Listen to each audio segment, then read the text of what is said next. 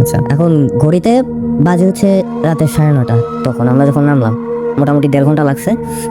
এখন ওখানে নামছি, তারপর বললাম যে ড্রাইভার সাহেব একটু দাঁড়ায় থাকেন। জিপের যে ড্রাইভার ছিল আমাদের হায়ার করা, যে ড্রাইভার সাহেব একটু দাঁড়ায় থাকেন, আমরা একটু হেঁটে হেঁটে আসতেছি।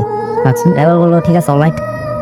তারপরে আমরা আর কি হাঁটতেছি, গল্প করতেছি, ছবি তুলতেছি। এখন অনেকক্ষণ মানে 5-6 মিনিট হাঁটলাম, মানে আমাদের জিপটা আমাদের দৃষ্টিসীমার বাইরে চলে গেছে।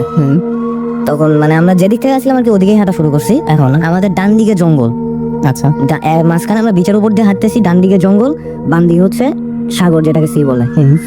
এখন আমরা মানে আমি জিনিসটা ফার্স্টে নোটিস করছি, মিল্টন পরে নোটিস করছে জিনিসটা। এখন আমি নোটিস করলাম যে দাদা দাদা বলতে বলতে কে যেন মানে আসতেছে আর কি, শব্দটা কাছে আগায় আসতেছে আমার। আচ্ছা, এখন আমি নোটিস করলাম যে শব্দটা ডান দিক থেকে আসতেছে, যেদিকে জঙ্গল।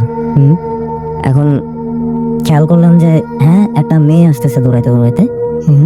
এখন এভাবে আস্তে আস্তে আমরা তো অবাক হয়ে গেছি, এত রাতে এখানে একটা মেয়ে, তাও মানে মেয়েটা মানে ভদ্র করে ছিল, দেখে মানে জামা কাপড়ে সেটা বোঝা যাচ্ছিল। আচ্ছা, আর কি আসলো, সে এসে আমাদেরকে জিজ্ঞেস করলো যে দাদা আপনারা কোথায় যাচ্ছেন। এখন আমরা বলতেছি যে আমরা তো ওইদিকে হাঁটতেছি।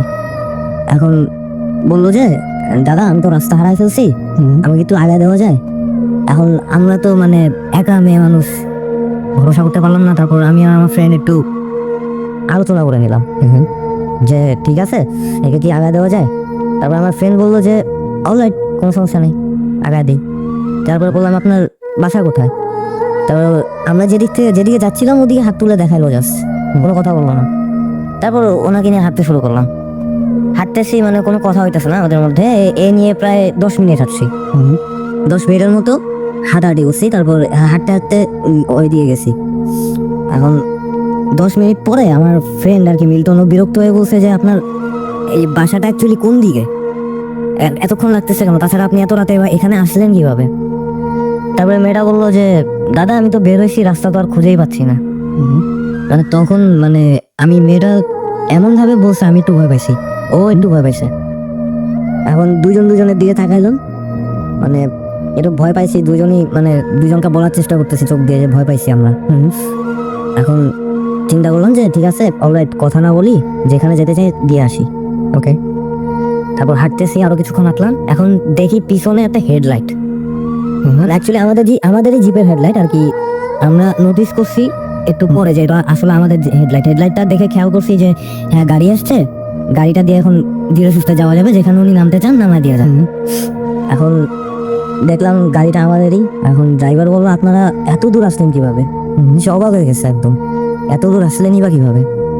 আমরা বললাম কত দূর আসছে, আমরা তো 20 মিনিটের বেশি হাঁটি নাই। এখন ড্রাইভার বললো আপনারা 20 মিনিটে 3 মাইল রাস্তা পাড়ি দিচ্ছেন জানেন। না তো 3 মাইল রাস্তা, 3 মাইল রাস্তা 20 মিনিটে, যা পুরাপুরি না দৌড়াইলে অসম্ভব। না দৌড়াইলে যেটা অসম্ভব আমরা সেটা হেঁটে সম্ভব করছি। আচ্ছা, হ্যাঁ, এখন ড্রাইভার মানে আমরা মেয়েটার দিকে নজর দিলাম। এখন জাস্ট আমি দেখলাম যে আমার বন্ধুও দেখলো, ভ্যানিশ, মেয়েটা নাই। মানে যখন গাড়ি আসছিল তখনও দেখেছিলেন, যখন হেডলাইট? আমরা হেডলাইটের দিকে তাকাইছিলাম, মানে মেয়েটার দিকে একবার তাকাইছিলাম, তখনও ছিল, মেয়েটার গায়ে হেডলাইটের আলো পড়তেছিল। আচ্ছা, যে কিনা মুখরের বাবা, যে কিনা 2 সপ্তাহ আগে মারা গিয়েছেন। এবং বুঝতেই পারছেন যে যখন তাকে তার বাসা, এই যিনি হচ্ছেন আনোয়ার মেম্বারের বাড়িটাই তিনি খুঁজছিলেন, এবং আনোয়ার মেম্বারের বাড়ি তিনি কোনো জায়গায় খুঁজে পাচ্ছিলেন, যখন বিপদে পড়েছিলেন সেই সময় মৃত আনোয়ার মেম্বার, যিনি 2 সপ্তাহ আগে মারা গিয়েছিলেন, তিনি এসে তাকে বাড়ি পর্যন্ত নিয়ে আসেন। এবং বাড়িতে আসার পরে ফটো দেখে চিনতে পেরে তার ছেলেকে যখন জিজ্ঞেস করেন উনিকে, ছেলে জানান এটা তার বাবা, যিনি 2 সপ্তাহ আগে মারা গিয়েছেন। আমার কাছে এই যে ঘটনার কোনো উত্তর নেই। যদি আপনার থাকে তাহলে আপনারা অবশ্যই জানাতে পারেন আমাকে। আমরা চলে যাবো আবার আমাদের প্রথম গেস্টের কাছে। আমার কাছে মনে হয় যে ঘটনাটা যথেষ্ট রকমের মানে নাড়া দেবার মতো। সো আমরা আবার যাবো, কেমন লাগলো ঘটনাটা? চমৎকার। ওকে, সো আপনার আরেকটা ঘটনা আছে না? আরো কয়েকটা ঘটনা আছে। ইনফ্যাক্ট আমরা সেকেন্ড ঘটনায় যাই। এই ঘটনাটা হচ্ছে আমাদের যেটা পুরোনো বাড়ি থেকে শুরু করি ভাইয়া। শিওর, গল্পটা একটু লম্বা হবে। শিওর, কোনো সমস্যা নাই। আমাদের পুরোনো বাড়িটা ছিল মাটির দোতলা। চাঁপাইনবাবগঞ্জ মানে রহনপুর গ্রামে বরেন্দ্র এলাকায় কিন্তু মাটির দোতলা বাড়ি। ওকে, তো আমার দাদা স্থানীয় এক হিন্দুর কাছ থেকে বাড়িটা কিনেছিলেন। ওনার নাম ছিল পোড়া, ওনার নাম আমরা চিনতাম তাকে। তখন আমি ছোট অনেক, কিন্তু সবকিছু বুঝতে পারি আর মনে রাখতে পারি, এই বয়সটা ছিল তখন। তো তো স্বভাবতই আমরা মানে জয়েন্ট ফ্যামিলি ছিলাম, চাচা চাচি, আমরা সবাই সবাই একসাথে, প্রত্যেক চাচা চাচি, 2 চাচা, আমরা ফুপু, আমার এক ফুপু থাকতেন আমাদের সাথে। তো একটা সময় মানে ওই বাড়িটাই আমার চাচিকে নিয়ে আমরা সবসময় মজা করতাম মানে কি, মানে চাচি এগুলো খুব বিশ্বাস করতো, ভূত প্রেত জিন, মানে প্যারানর্মাল যা কিছু তা নিয়ে তার বেশ ভয়ভীতি ছিল আর কি। এবারে আমরা একটু বিশেষ করে আমি ভাইয়া একটু মজা পেতেন আপনারা? আর না, আমি স্মার্ট যে এগুলো হতে পারে কিনা, হতে পারে না, এগুলো করতাম। তো চাচি বলতেন যে ওই বাড়িতে রাত্রেবেলা কে যেন নুপুর পায়ে হেঁটে বেড়ায়। ওকে। আমি কখনো শুনি নাই, আমার আম্মা শুনেছে। একদিনের ঘটনা, দাদা বাড়ি থেকে নক করছে দরজা। আমার চাচি রাত তখন 10টা-11টা হবে। আর ওই সময় তো আমরা মানে হারিকেন, লণ্ঠন যেটাকে বলে গ্রাম্য ভাষায়, লণ্ঠনের আলোতে পড়াশোনা করতাম। ইলেকট্রিসিটি অনেক সময় থাকতো না, সন্ধ্যাবেলা পড়তে বসতাম ওই হারিকেনের আলোয়। ওই সময়টা ওকে। আমাদের বাড়ির ভেতরে ছিল একটা লম্বা তাল গাছ, আর বাইরে ছিল একটা বট গাছ। ওকে। তো ওই বট গাছ আর তাল গাছ নিয়ে প্রচলিত যে গল্পগুলো হয় যে 1 পা তাল গাছে 1 পা বট গাছে, এগুলো আছে, এগুলো আর বলছি না। তো চাচি একদিন রাত 10টা, 9:30, 10টার দিকে, আমার দাদা ছিলেন একটা স্কুলের হেডমাস্টার এবং পাঞ্জিত মানুষ ছিলেন খুব উনি। তো দাদা দরজায় শব্দ করেছেন, চাচি দরজা খুলেছেন। দরজা খোলার পরে দাদা ঘরের মধ্যে ঢুকেছে। চাচি দরজা লাগিয়ে দেখি যে কেউ নাই। আচ্ছা, কিন্তু একজন মানুষকে তিনি বাসার মধ্যে নিজেই ঢুকিয়েছেন এবং চাচি বলছেন আমি মানে দাদার শরীরের যে সুবাস বা গন্ধ, সেই গন্ধ উনি পেয়েছেন যেটা দাদার, কিন্তু দেখেছে দাদা নাই। আচ্ছা, তো দাদা ওনার পাশ দিয়ে গেছে। তো যাই হোক, এই সমস্ত ঘটনা বাড়িটাতে ঘটতো, আমাদের সামনে কখনো ঘটে নাই। আমরা বিভিন্ন কারণে আমরা আমাদের একটা নতুন বাড়ি তৈরি করি, যেটা রহনপুর খড় মোড় জায়গাটার নাম। ওইখানে যাওয়ার পর আমার আম্মা প্রায় বলতো, এক সময় আমাদের উপর বলেছে যে এই বাড়ির ছাদটা নাকি ভালো না। আচ্ছা। তো আম্মা একজন শিক্ষিত মানুষ, আমার আম্মা ডিগ্রি পাস, এবং উনি যথেষ্ট নামাজ পড়ে, কুসংস্কারে বিশ্বাস করে না। তো উনি যখন এটা বলে যে ছাদটা ভালো না, তখন আমি বিশেষ করে মানে অবিশ্বাস করতে পারি না। সবসময় আমার মা কেন এই ধরনের ব্যাপার বিশ্বাস করবে? কথা বলতে, যদি উনি কিছু না জানতো বা অন্য কিছু ব্যাপার, তাহলে হয়তো মনে হতো যে না, কিন্তু উনি একজন শিক্ষিত মহিলা এবং সবকিছুই জানেন উনি, তারপর কেন বলবে যে ছাত্র ভালো না? তো বেশ কিছুদিন আগে, প্রায় 1 বছর আগে, এক মহিলা আমাদের একটা রুম ভাড়া নেয় ওই বাড়ির। মহিলাটা একটা এনজিওতে চাকরি করতেন, নিম্ন পদে। খুব সহজ সরল ছিল এবং ওনার 1 বছরের একটা বাচ্চা ছিল, সাথে মেয়ে। আচ্ছা। ওটা 2জন থাকতো একটা রুমে। আমি ছুটিতে ঢাকা থেকে বিভাগের ছুটি ছিল, আমি তখন বাড়ি গিয়ে ওনার সাথে পরিচয় হয়েছে, কথা হয়েছে, এবং স্বাভাবিকভাবেই গ্রামের মহিলারা যেরকম মা সুলভ আচরণ করে, সেরকম বোন কিছু আচরণ করে, ওইরকম ভাবে, যার ফলে অনেক মানে আপন হয়ে গেছিলেন উনি। তো উনি একদিন ছাদে উঠেছিলেন আমাদের। ছাদে ওঠার পর আম্মাকে বুবু বলতেন। আচ্ছা, ছাদে ওঠার পর উনি ছাদে উঠে নামার পরে আম্মাকে বলছে যে বুবু, আমি তো ছাদে উঠেছিলাম, আমার কি যেন হলো।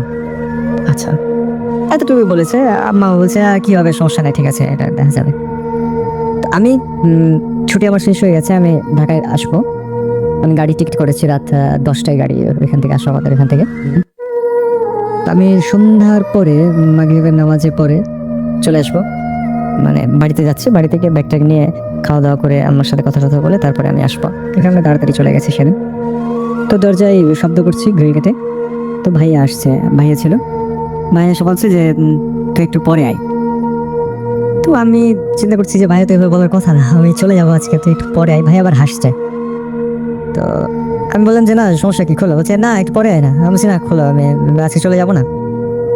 ভাই খুললাম, আমি ঢুকলাম, দেখলাম যে ওই মহিলা, ওনার মুখটা, ওনার যে ওড়না, সেই ওড়নায় পুরো মুখটা উনি ঢেকে ফেলেছে, এবং পুরো শরীর, মানুষের শরীরে যদি মানে মরিচ দিয়ে দেওয়া হয় তারপর যেরকম জ্বলবে, মানুষ যেরকম কচলাবে, পুরো শরীর উনি ওইভাবে কচলাচ্ছেন।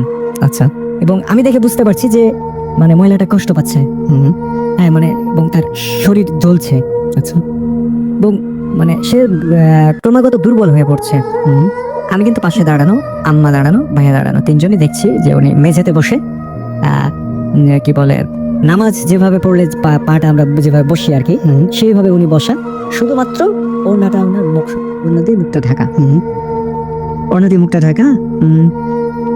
কষ্ট পাচ্ছে মহিলা। তো আম্মা ওই মহিলাকে বলছেন যে কি নাম তোমার, মানে আমার এই সমস্ত এক্সপিরিয়েন্স আছে আমার, কারণ চাঁপাইনবাবগঞ্জের একটা শিবগঞ্জ কনসার্ট ভালো বৃষ্টি পাওয়া যায় শিবগঞ্জ এলাকায় কিন্তু ছত্রাজিতপুর নামে একটা গ্রাম আছে যেখানে আমার নানা বাড়ি। ওইখানে যদি খোঁজ নেন প্রত্যেক বাড়িতে একটা করে বা দুইটা করে জিনে ধরা মানুষ পাওয়া যাবে। শুনতে পারে আমাদের সাথে, আমাদের আমরা চাই এরকম মানুষ এখানে আসুক, আমরা চাই। হ্যাঁ, চেষ্টা করব। তো যার ফলে আম্মা এগুলো বিষয়ে পরিচিত। তো আম্মা বলছে যে কি নাম তোমার। তো মহিলাটা কণ্ঠটা ওইরকম না যে কণ্ঠে সে কথা বললো, অনেক মোটা কণ্ঠ এবং পুরুষালী কণ্ঠ, এবং মানে মানে আসলে এটা বোঝানো যাবে না কণ্ঠটা কিরকম, মানে ওর কণ্ঠ না এটা, এবং কোনো মানুষ রাগ বা ক্রোধেও এরকম কণ্ঠে কথা বলে না, এটা একটা অন্যরকম কণ্ঠ। সে বলছে যে আমার নাম জলন বাবা। জলন বাবা, হ্যাঁ, ওকে। এটা শুনে আবার আমরা হাসতে লাগছি যে এরকম বাবা নিয়ে একটা নাম কেন, যে জ্বলছে জলন বাবা। তো পুরো শরীর কিন্তু উনি কচলাচ্ছেন, এগুলো কথা চলছে এবং উনি কিন্তু করেই যাচ্ছে এই সমস্ত কাজ। আম্মা তখন বলছে যে তুমি যে মহিলাটাকে এত কষ্ট দিচ্ছ, ওর তো 1 বছরের বাচ্চা আছে, বাচ্চাটা কিন্তু ওনার পাশেই। বলছে ওনার তো 1 বছরের একটা বাচ্চা আছে, ওর বাচ্চাটার কি হবে, তুমি মহিলাটাকে কষ্ট দিচ্ছ, যাও না কেন। ওই মহিলা বলছেন ওই কণ্ঠে যে মিষ্টি পেলে চলে যাব, মিষ্টি। আম্মা ভাইয়াকে বললো যে তুই তাড়াতাড়ি মিষ্টি নিয়ে তো। ভাইয়া মিষ্টি আনার জন্য বের হচ্ছে, ওই সময় আবার উনি ডাক দিলেন যে শোন। উনি কিন্তু আপনি করে বলে আমাদেরকে, তখন বলছে শোন, মিষ্টি হাত দিয়ে তুলবি না, চামচ দিয়ে তুলে নিয়ে আসবি। ভাইয়া গেল, ভাইয়া গিয়ে 2টা মিষ্টি নিয়ে আসলো। 2টা মিষ্টি নিয়ে এসে ওর সামনে দিয়েছে। এতক্ষণ পর্যন্ত কিন্তু মহিলা আরো ক্লান্ত হয়ে গেছে, পুরো শরীর উনি কচলাচ্ছে, জ্বলছে, মানে চিৎকার করছে, কষ্ট পেলে যেভাবে মানুষ চিৎকার করে যন্ত্রণা পেলে। মিষ্টি 2টা একটা প্লেটে আম্মা ওর সামনে দিল। মহিলাটা রেগে গেল, রেগে বলছে পানি কোথায়। আম্মা আবার তাড়াতাড়ি 1 গ্লাস পানি এনে দিল। তো আমার মানে এতক্ষণ পর্যন্ত আমি হয়তো ভেবেছিলাম যে এটা কোনো রোগ বা কিছু, বা আমার কাছে হাস্যকর লাগছিল একটু, বা কিন্তু মানে আমি নাট্যকলা স্টুডেন্ট, পাশাপাশি মানুষের মন নিয়ে আমাদের একটু বেশি কাজ করতে হয় ডিপার্টমেন্টে। তো আমি তো ওই মহিলাকে চিনি, তো ওই 1 সেকেন্ডে বা 2 সেকেন্ডে মহিলা যে মিষ্টি 2টা খাইলো, তো এই মিষ্টি খাওয়াটা মানে অন্যরকম। ওই মুহূর্তে কেন জানি আমার মনে হয়েছে যে ওনার ভিতরে অন্য কেউ আছে। মিষ্টি খাওয়া দেখে যে এভাবে মানুষ খায় না, বা একজন অসুস্থ মানুষ এভাবে খেতে পারে না। আচ্ছা, উনি কি যেন একটা সিম্বল, যেটা আমি মানে হয়তো মানে দেখালে বোঝানো যেত, বলে বোঝানো যাবে না যে মানে কিভাবে উনি মিষ্টি 2টা খেলো। খাওয়ার পর যেহেতু প্রতিশ্রুতি দিয়েছিল যে মিষ্টি পেলে চলে যাবেন, খাওয়ার পর ওনাকে দেখলাম যে ঘরটাতে ঘুরতে লাগলো, শরীর কচলাচ্ছে আর ঘুরছে। সিনেমায় আমরা যেভাবে দেখি যে কোনো কিছু যাওয়ার আগে একটা ব্যাপক তোলপাড় করে যায়, এরকম ভাবে ঘরটা তিনি ঘুরতে ঘুরতে ঘুরতে ঘুরতে ঘুরতে মানে হঠাৎ করে বিছানা ছিল, বিছানার উপর শব্দ করে পড়ে গেল। তারপরে মানে ওই যে মহিলা যে কষ্টটা পেয়েছে, মোটামুটি 2 দিন সে বিছানা থেকে উঠতে পারেনি। এটা আমি দেখেছি ওইখানে, এটা আপনার একদম নিজের চোখে দেখা। এটা আমার নিজের চোখের দেখা। এবং মানে আম্মা যে ওই কথাটা বলতো যে এ বাড়ির ছাদটা ভালো না, তো ওই মহিলা তো জানতো না যে এ বাড়ির ছাদটা ভালো না, বা যদি জানতো তাহলে তো মানে আমার কথাটাই ঠিক হলো। যদিও আমাদের কোনো ক্ষতি এ পর্যন্ত আল্লাহর রহমতে হয় নাই, কিন্তু মানে ওই মহিলাটা এটা দেখে আমার পরে আমার মানে বিশ্বাস হয়েছে যে আসলে ছাত্রটা হয়তো কোনো সমস্যা থাকতে পারে।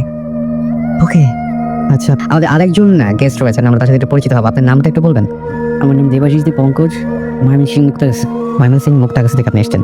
ওকে, আপনারও তো আজকে একটা ঘটনা মানে আপনি আমাদের সাথে শেয়ার করবেন। এই ঘটনা ঠিক কতদিন আগে ঘটেছিল? এটা আজ থেকে প্রায় 4 বছর আগে। 4 বছর আগে ঘটেছিল না?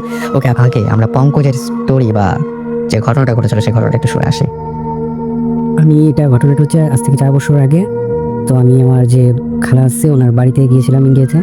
তো ওই জায়গা থেকে ব্যাক করার সময় আমি যে ঘটনাগুলো বলবো সেগুলো হচ্ছে আমাকে নিয়ে ঘটছে এরকম কিছু ঘটনা। তো ঘটনাটা বলি যে আমি আর আমার ফ্রেন্ড একবার ফরেস্টে গেলাম। তো ফরেস্টে যারা গেছেন তারা নিশ্চয়ই দেখছেন যে উপরে ওঠার জন্য 2টা সিঁড়ি আছে, একটা হচ্ছে ডানে আর একটা হচ্ছে বামে। তো ডান দিকে একটা ঝর্ণা আকারের একটা জিনিস আছে, ঝর্ণার মতো। তো আমি আমার ফ্রেন্ড উপরে উঠলাম বামকারে সিঁড়িটা দিয়ে। তো আমরা উঠলামকে মানে অনেকক্ষণ ঘোরার পরে আমরা ঝর্ণার পাশে এসে বসলাম, আর আমার ফ্রেন্ড উইনার ছিল আমার সাথে। তো ওকে বললাম যে তুই চা পপকর্ন নিয়ে। তো গেলো, আমি খুব অন্যমনস্ক হয়ে মানে ঝর্ণার পানি দেখেছিলাম। তো অনেকক্ষণ মানে খুব অন্যমনস্ক হয়ে পানি দেখার মানে পানি দেখেছিলাম আমি।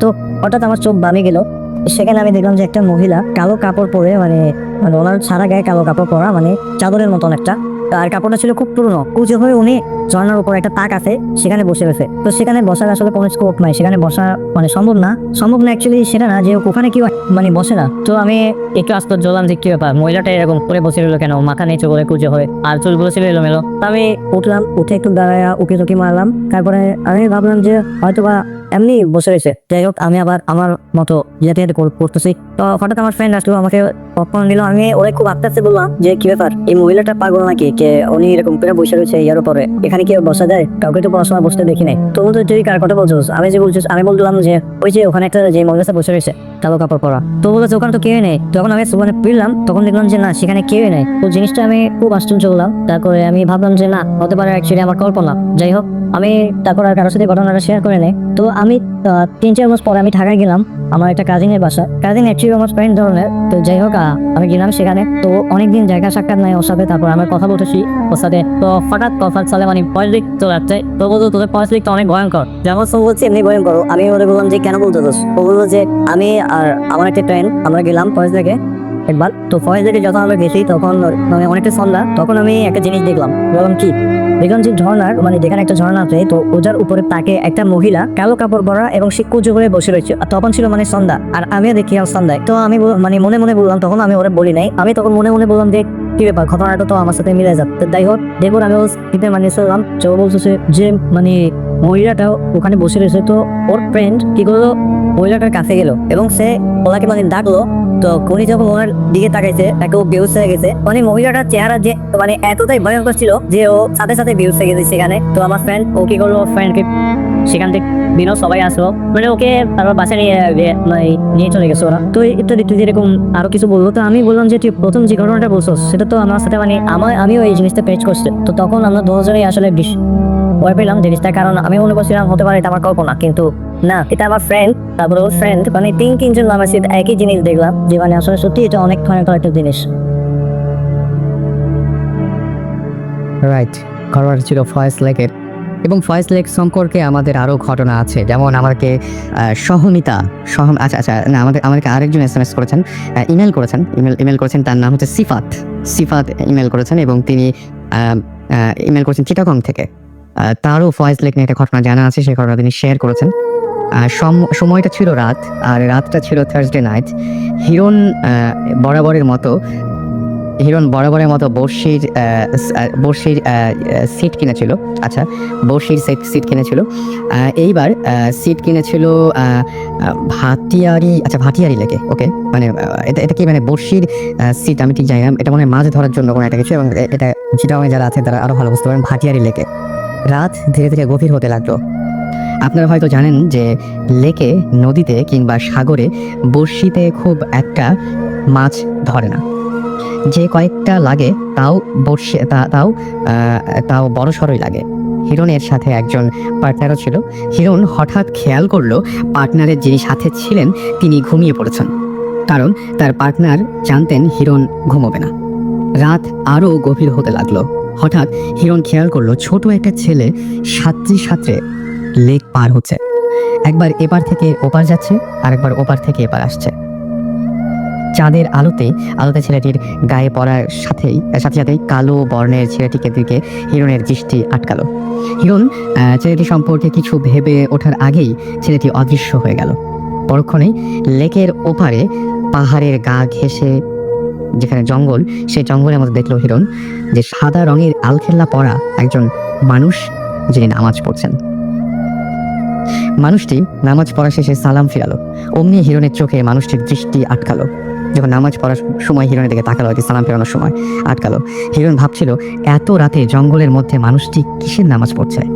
ভাবতে ভাবতেই হঠাৎ হিরণ দেখে মানুষটি নেই। সেই পরপর দুটি মানুষকে দেখলো, একজনের সাথে একজন সাঁতরে লেক পার হচ্ছিল, আরেকজন জঙ্গলের ভেতরে নামাজ পড়ছিল। হিরণ যাদেরকে দেখলো তারা কারা, তারা কে, এইসব কোনো ব্যাখ্যা তার কাছে ছিল না। পরদিন খুব ভোরে হিরণকে অজ্ঞান অবস্থায় পায় তার পার্টনার। পরদিন খোঁজ খবর নিয়ে স্থানীয় মানুষদের কাছে জানা গেল রাতে এরকম অনেকেই অনেক কিছু দেখে। হিরণেরও সেরকম একটা ব্যাপার হয়েছে এবং হিরণের কাজিন সিফাত এই ঘটনাটি আমাদের ইমেল করেছেন। সো ফয়েজ লেক নিয়ে এরকম অসংখ্য ঘটনা আছে, আমি বুঝতে পারছি। সেই ঘটনাগুলি আপনার জানা থাকে, আপনি যদি স্টুডিওতে আসতে চান অলওয়েজ ওয়েলকাম। আর আপনি যদি আমাদের লিখে পাঠাতে চান তাহলে অবশ্যই লিখে পাঠাতে পারেন bhuthfm@radiofurti.fm। এছাড়া আপনি আমাদের SMS করে যদি আসতে চান জানাতে পারেন। আমাদের SMS করার নিয়মটি হচ্ছে মোবাইলের মেসেজ অপশনে গিয়ে টাইপ করে ফেলতে হবে আপনাকে SHOUT শাউট স্পেস আপনার নাম স্পেস আপনার মেসেজ পাঠিয়ে দিতে হবে 9840 নাম্বারে। আমরা আবারও ফিরে যাব আমাদের প্রথম অতিথির কাছে। ওকে, একটা নামটা বলে আবার শুরু করবেন। অনেকেই হয়তো অনেকক্ষণ আমরা অন্য বিষয় নিয়ে আলোচনা করেছি। সো ওর নাম কাইসার রহমানি। উনি এর আগে দুটো ঘটনা বলেছেন পরপর, তাই না? চাঁপাইনবাবগঞ্জের ঘটনা। হ্যাঁ, চাঁপাইনবাবগঞ্জে। আমার মূল ঘটনাটার আগে কি আরেকটা ঘটনা বলা যাবে? হ্যাঁ শিওর, আপনি বলতে পারেন। হ্যাঁ, সেই ঘটনাটা আমিও প্রত্যক্ষদর্শী। আমি এর আগেও বললাম যে আমি আর আমার ফুফাতো ভাই কাজিন তুহিন ভাই, আমার অনেক সিনিয়র, আমরা একসাথে এক ঘরে ঘুমাতাম। মানে ফুফাতো ভাই আমাদের সাথে থাকতেন। হুম। তখন আমি ক্লাস 8 অথবা 9-এ পড়ি। তো আমাদের বাড়িটা মাটির দোতলা, তার পাশে আবার একটা ছোট্ট কয়েকটা ঘর। তো আমাদের যেটা বাথরুম ছিল সেটার কোনো দরজা ছিল না, সেটা ছিল আপনার চট, গ্রামে চট বলে ওটাকে আর কি, মানে যেটা বলছে বস্তা বা স্যাক, হ্যাঁ। ওটা দিয়ে দেওয়া হয়েছিল ওটার উপরে বাথরুমে। তো আমি ঘরে, তিন ভাইয়া প্রায় রাত তখন 2:30-3টা এরকম হবে, উঠেছে বাথরুমে যাবে জন্য। ওকে। তো উঠে দেখে যে পানির শব্দ। হুম। তো উনি লাইট যেহেতু উনি অন করেছে, আমার ঘুম ভেঙে গেছে। তো উনি আবার ভাবলো যে মামি মানে আমার আম্মা অথবা আব্বা থাকতে পারে। তো উনি আম্মার কথাটা বেশি মনে করছে, হ্যাঁ মামি হয়তো আছে, এই জন্য আবার চলে আসছে ওখান থেকে ঘরে। 10-15 মিনিট পরে আবার সেখানে গেছে, দেখেছে পানি পড়ছে। ওকে, তো উনি বিষয়টা খুব সহজভাবে নিয়েছে, আসছে। এসে আবারও প্রায় 15-20 মিনিট পরে গেছে, দেখেছে তখনও পানির শব্দ। পানি ব্যবহার করলে যে এখন যেরকম শব্দ সেরকম শব্দ চলে আসে। তারপরে এসে আমাকে বলছে যে কি বাথরুমে মনে হয় মামি গেছে অথবা মামা গেছে। মানে আমি জিজ্ঞেস করেছি যে কি ব্যাপার। তো এতক্ষণ লাগে তো কথা না, প্রায় 45 মিনিট 1 ঘন্টা হয়ে গেছে এরকম। তখন আমি রুমে বসা, তুই ভাইয়া ওই যে জানালার কথা বললাম, ওই যে জানালায় গিয়ে বলছে মামি মামি এভাবে ডাকছে। তখন আম্মা কথা বলেছে। আম্মা যখন কথা বলেছে তখন মানে তিন ভাইয়ের ফার্স্ট প্রশ্নটা মাথায় আসছে যে তাহলে মেকানিকে বাথরুম রহমানি যেহেতু রুমে, মামি রুমে, তো বলছে যে বাথরুমের লাইটটা জ্বালান তো, মানে যেগুলো লাগে বাথরুমের লাইটটা আমাদের ঘর থেকে, আমার ঘর থেকে যাবে। আম্মা এটা দিয়েছে, তো লাইটটা দেওয়ার আগেই তুই ভাই আবার ওই রুম থেকে বাথরুমের ওইখানে গেছে। তো উনি দেখি কি এক মহিলা এবং মহিলার সাথে একটা 2-3 বছরের বাচ্চা, দুইজনই বাথরুম থেকে বেরোলো। আচ্ছা। বের হয়ে তুই ভাইও, মানে আমাদের আবার একটা গোল ঘর ছিল, ওইদিকে গোল ঘরটা ছিল, পরবর্তীতে গরুও ছিল না, গোল ঘরটাকে মানে আর ছিল না, যাতায়াত করা যেত গোল ঘরের ভিতর দিয়ে, কিন্তু যাতায়াত করা যেত, কিন্তু বাড়ির বাইরে আপনি যেতে পারবেন না, মানে স্পেস আর কি, মানে ভিতরে। বুঝতে পেরেছি। তো ওইখানে মানে ওইদিকে ওনারা, মানে ওই দুজন বাচ্চা এবং মহিলা দুইজনই দৌড় দিয়েছে। ওকে। দৌড় দিয়ে দেখে তুই ভাইও ওদের পেছনে দৌড় দিছে। একটা সময় মহিলাটা, মানে গ্রামের ভাষায় এটাকে ড্যানা বলে, বাহুটা, মহিলাটা ওই ছেলের এই বাহুটা ধরা মাত্র মানে ওইখান থেকে নিখোঁজ। মানে দুজন অদৃশ্য হয়ে গেছে কিরকম? দুজন অদৃশ্য হয়ে গেছে একদম চোখের সামনে, একদম চোখের সামনে। তখন আমি আসছি, আম্মাও আসছে, দিয়ে বললো যে এই ঘটনা। বাথরুমে গেলাম, বাথরুমে গিয়ে দেখলাম যে অনেকক্ষণ বাথরুম ইউজ না করলে দেখতে কিন্তু খুব ভালো লাগে, যে বাথরুমে কোনো পানি নাই, শুকিয়ে গেছে, পুরা বাথরুম শুকিয়ে গেছে, শুকানো মানে ওখানে কোনো পানির ব্যবহার হয়নি, কিন্তু পানির আওয়াজ পাওয়া গিয়েছিল। তো এবার আমার মানে যে এটাও বেশ ভয়ঙ্কর ঘটনা। সেটা হচ্ছে যে আমার এসএসসি পরীক্ষার সময় আমার আব্বা মারা যায়। আব্বা মারা যাওয়ার পরে আমি ঢাকায় খালাম্মা খালুর কাছে মানুষ হয়েছে। এই পর্যন্ত আমি খালাম্মা খালু মানে আমার দেখাশোনা করেন। তো আমি ঢাকায় আসার পর খুব অনেকদিন পর বাড়ি যাই। আর স্বাভাবিকভাবে আমি বাড়ি গেলে পড়াশোনা কম করি এবং আড্ডাটা বেশি দিই, এবং আমার বন্ধু বান্ধব প্রচুর, যে কারণে আম্মাও চায় না যে আমি বেশি বাড়ি আসি, মানে আমার জন্য যে ওখানে থাকলেই পড়ানো বেশি করবে। একবার আমি এই ঘটনা কিন্তু ভাই পাশে ব্র্যাকেটে লিখেছিলাম মারাত্মক। আপনারা একটু যারা শুনছেন এই মুহূর্তে আমি বলবো যে খুব খুব কনসেন্ট্রেট করবেন এই ঘটনার উপরে। ঘটনাটার ভেতরে একটা মানে কি বলবো ভয়াবহ একটা ব্যাপার আছে। এবং আপনারা জিনিস খেয়াল করবেন যে আজকে সবগুলো ঘটনার কাছাকাছি ধরনের। আমাদের যেটা প্রত্যেকবার মানে এই কোইন্সিডেন্সটা হয় যে প্রত্যেকটা ঘটনা একটু কাছাকাছি ধরনের। তোমার শুনি। তো প্রথমে আমাদের গ্রামটার একটু বর্ণনা দিই যে চাঁপাইনবাবগঞ্জ জেলার লাস্ট স্টেশনটা হচ্ছে রহনপুর স্টেশন, মানে ওটার পরে ইন্ডিয়া। আমি গিয়েছি, আমি ওই দিক দিয়ে মানে ওই পুরো জায়গাগুলো আমার দেখা আছে, এই জন্য যে আমি ওই দিক দিয়ে একবার ইন্ডিয়া গিয়েছিলাম। আচ্ছা, হতে পারে। তো আমাদেরটা লাস্ট স্টেশন, যার ফলে মানে আমাদের রহনপুর গ্রামে অসংখ্য পাগল দেখা যায়। মানে সম্ভবত ট্রেনে উঠে যাওয়ার পর ট্রেন আমাদের এখানে তো অনেকক্ষণ থাকে, ট্রেন দুই দিন থেকে যায়। যখন দেখেছে চলছে না তখন হয়তো তারা নেমে পড়ে, যার কারণে বিচিত্র রকমের পাগল কিন্তু মানে 2-1 মাস পর পরই সেখানে দেখা যায়। তো রহনপুর বড় বাজার যেটা, সেখানে একজন পাগল ছিলেন, ওর নাম হচ্ছে সামু পাগল। আমরা স্থানীয়ভাবে তাকে সামু পাগল বলি। তো সামু পাগল ওর হচ্ছে যে পাগলরা সাধারণত একটু অপরিষ্কার হয় এবং মানে চুল অপরিষ্কার হয়, দাড়িও গোসল করে না ঠিক মতো, আমার না ঠিক মতো। কিন্তু ওটার সে বিপরীত ছিল, সুদর্শন ছিল চেহারা, ফর্সা, মুখ ভর্তি কালো দাড়ি, আর চুলও অনেক ঘন এবং খুব বড় না, কিন্তু মানে ঘনত্বের কারণে মনে হচ্ছে যে অনেক বেশি চোর। এবং আমি দেখেছি ওনাকে যে উনি বসতো মনি ঋষিদের মতো, মানে চাল চলনে একটা আভিজাত্য ছিল। এবং মানে পাগলরা পাগলামি করতো, ও কিন্তু পাগলামি করতে আমি কখনো দেখি না। এই রহনপুর বড় বাজার যেটা, মানে বাজার একটা, ওই বড় বাজারে সিলেক্টিভ 5 থেকে 6টা দোকানে সে নিয়মিত বসতো, আর ওখানেই থাকতো, ওখানেই ঘুমাতো। বাজারের যে ছাউনিগুলো, যে দোকানগুলোতে বসে থাকতো, তো বসতো। আবার মনি ঋষিরা ধ্যান করে যেভাবে, ঠিক ওইভাবে বসতো, আর বিড় নিজে নিজে কি বলতাম, আর সিগারেট খেত। তারপরের দিন বিকেলবেলা বন্ধুদের সাথে আড্ডা দিচ্ছে, আমার বন্ধু রাজু তাজ, এরা সবাই আড্ডা দিয়ে একসাথে বসে আড্ডা দিচ্ছে। আড্ডা দেওয়ার সময় বলছি যে আবদারটার কথা বললাম সামুর, যে সে সামুর সাথে এরকম দেখা, 2 দিন টাকা দিলাম, এখন আবার ওর নাকি ঠান্ডা লাগছে, সাদা চাদর নেবে। এই কথা বলা মাত্র ওরা হাসতে লাগছে। তো মানে আমি কিছু বুঝে উঠতে পারছি না, প্রচন্ড হাসছে তারা, যে কি ব্যাপার, হাসছিস কেন? তো ওরা ফাইজলামি করতে শুরু করলো আবার, যে কি চাইছে তোর কাছে? তা বললাম যে চাদর। কত টাকা দিয়েছিস তুই? আমি কত টাকা দিয়েছিলাম মনে নেই আমার, বললাম যে হ্যাঁ দিয়েছি, এটা সেটা। ওরা আরো ফাঁসছে। তো আমি যখন সিরিয়াস হলাম যে কি ব্যাপার, মানে ঘটনাটা কি বল, তখন বলছে যে সমত প্রায় 7-8 মাস আগে মারা গেছে। তো মানে এই কথা শুনে মানে আমিও বুঝতে পারছি না যে মানে ওরা কি আমার সাথে তাহলে কি ফাইজলামি করছে নাকি। সেটা বলেন, আপনার সাথে সামুর তার আগে কয়দিন দেখা হয়েছে মোটমাট? আমার মোট 3বার দেখা হয়েছে, এবং 2বার টাকা চেয়েছে, 1বার চাদর চেয়েছে। চাদর চেয়েছে। মাঝখানে শুধু 2 দিন দেখা হয় নাই তার সাথে আমার, মানে 4-5 দিন। প্রত্যেকবার কি গোরস্থানের সামনে দেখা হয়েছিল? প্রত্যেকবার গোরস্থানের সামনে, এবং লাস্টে একবার যে কিন্তু আমি তাকে গোরস্থান থেকে আসতে দেখিনি।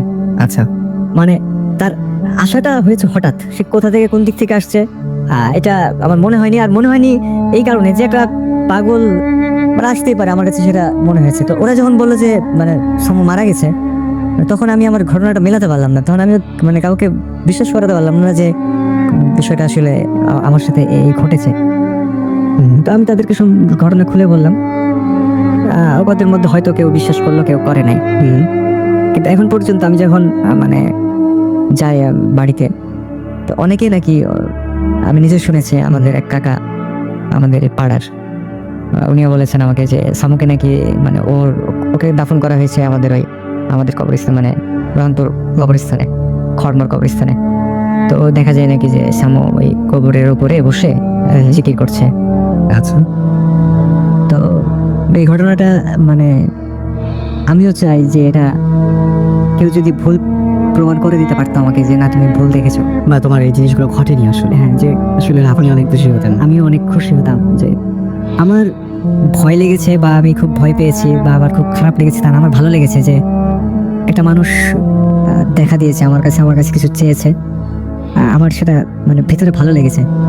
কিন্তু যখন মানুষ বলে যে না এসব কিছু না, এটা তুমি ভুল দেখেছো, এখন দেখেছি তো আমি, বুঝবেন আপনি মানে একদম। আপনি কি করে বুঝবেন যে আমি ভুল দেখেছি না ঠিক দেখেছি? দেখেছি তো আমি, এবং আমি দেখেছি, আমি সামুকে দেখেছি, এবং সে এসেছে। এবং আমিও চাই যদি কেউ এটা প্রমাণ করে দিতে পারে যে না আসলে তুমি দেখোনি, কারণ আমার কাছে তো এখন এটা রহস্য হয়ে আছে যে মানে কেন আপনি আপনি একদমই বিলিভ করতেন না ব্যাপারগুলো যে এরকম হতে পারে বা এর ধরনের না কিছু? সুতরাং এমন না যে মানে একটা জিনিস পরপর 3 বার ঘটেছে আপনার কাছে, হ্যাঁ এবং আপনি জানতেন না যে এই লোকটা জীবিত না মৃত। হ্যাঁ আমি জানতাম না, কারণ হচ্ছে যে একটা পাগল বেঁচে আছে না মারা গেছে এটা Important কারো কাছে। বন্ধুদের আড্ডার ভেতরে এটা একটা কোনো ইম্পর্টেন্ট বিষয় না। তো যখন আমি শুনলাম যে প্রায় 7-8 মাস আগে সামু মারা গেছে, তখন মানে আমি ঠান্ডার হয়ে গেছেন যে এটা কিভাবে সম্ভব হলো। আমি কি বলবো, মানে আমি বুঝতে পারছি না যে এটা কি করে সম্ভব। যদি আসলে প্রত্যেকের জীবনে এরকম একটা করে ঘটনা ঘটতো তাহলে একটু বোঝানো যেত যে না ভাই যা দেখেছি, মানে এটা বলে বোঝানো যাবে না। অ্যাকচুয়ালি অনেকে হয়তো এরকম ভাবে বলেন, এই ধরনের কোয়েশ্চেন করেন। আসলে ব্যাপারটা হচ্ছে কি যে আমরা কাউকে বিশ্বাস করতে তো বসিনি, তবে সত্যি কথা কি যে আমরা কোনো কিছু চোখ দিয়ে না দেখলে আসলে বিশ্বাস করতে আমাদের ঝামেলা হয়। কিন্তু আমি এখন দেখতে পাচ্ছি আমার সামনে উনি বসে এতক্ষণ যে ঘটনাটা বলছিলেন আমার একদম সামনে। সুতরাং যদি তিনি মানে গল্প হিসেবেই বলতেন তাহলে হয়তো বোঝা যেত, কারণ এক্সপ্রেশনগুলো খুব অদ্ভুত টাইপের ছিল। এবং আপনার সাথে নিশ্চয়ই সুসম্পর্ক ছিল, এবং কয়েকজন মানুষের মধ্যে আপনি একজন পরিচিত মানুষ, মানে খুবই কাছের মানুষ ভাবতো আপনাকে। এবং রাসেল ভাই, মানে একটা কথা বলতে চাই যে আমার দাদা একজন পণ্ডিত মানুষ ছিলেন এবং উনি এটা স্কুলে প্রাইমারি স্কুলে হেডমাস্টার ছিলেন, এবং ওই ঘোড়ায় চড়ে স্কুলে যে আগের মানুষ যেটা করতো, Right. লম্বা ছিলেন এবং হাদিস কোরআন এই সমস্ত সবকিছু ওনার পবিত্র কোরআন ওনার নখদর্পণে ছিল। মানে এতটা উনি মানে ইসলাম নিয়ে থাকতেন। তো আমার দাদাকে দেখতাম যে উনি ঘুমিয়ে আছেন, শুয়ে আছে, শুয়ে থাকতে থাকতে হঠাৎ মানে থাপ্পড় মারছেন এভাবে শুনলে, আচ্ছা, বা লাথি মারছেন শুনলে। জিজ্ঞেস করতাম দাদা কি হয়েছে, বলছে দৌড়া আমায় খুব ঝামেলা করে, আমায় খুব জ্বালায়। মানে কে জ্বালায়, বল জিনরা জ্বালায়, এই জন্য উনি মার দিয়ে সরাচ্ছেন। আমার কাছে যেটা প্রশ্ন হলো যে আমার দাদা বা আমার মা বা আমার চাচি আমাকে কেন একটা ভুল জিনিস বলবেন বা কেন একটা মিথ্যা কথা বলবেন যে আমি এটা দেখেছি, যে আমি দরজা খুললাম আমার দাদা ঢুকলো, পিছন দিকে গিয়ে দেখে যে না দাদা ঢুকে নাই, এটা আমার চাচি আমাকে কেন বলবে? Very true. রিপন এবং পীযূষ আমাদের এসএমএস করেছেন এবং তারা বলছেন যে আচ্ছা, তাজবির এসএমএস করেছেন ফ্রম রাহনপুর, এবং তিনি বলছেন ঘটনা অনেক ক্রিটিক্যাল। যে ঘটনাটা আপনি বললেন সে ঘটনাটা আসলে অনেক ক্রিটিক্যাল ঘটনা, এবং তারা বলেন যে সামু পাগলা অনেক ভালো ছিল। মানে তার মানে উইচ ইজ মানে কি বলবো যে সত্যি যে ব্যাপারটা সেটা আরো একবার বুঝে নেন আপনারা সবাই। এবং তিনি বলছেন থ্যাংক মানিক ভাইয়া। হ্যাঁ, আমার মানে আমাকে ওখানে মানিক নামে সবাই চেনে। সো ওখান থেকে এসএমএসটা এসেছে, তাজবির নামে কেউ একজন এসএমএস করেছেন, অ্যান্ড তিনি বলেছেন যে ঘটনা তাকে নিয়ে যে ঘটনাগুলো সে ঘটনাগুলো আসলে ক্রিটিক্যাল, এবং সামু পাগলা যে অনেক ভালো ছিল সেটা তিনি বলছেন।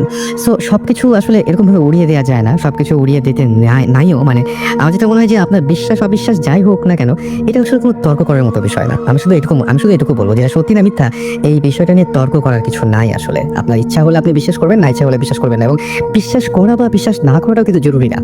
ব্যাপারটা যে আপনার যদি জানতে ইচ্ছা করে আপনি জানলেন।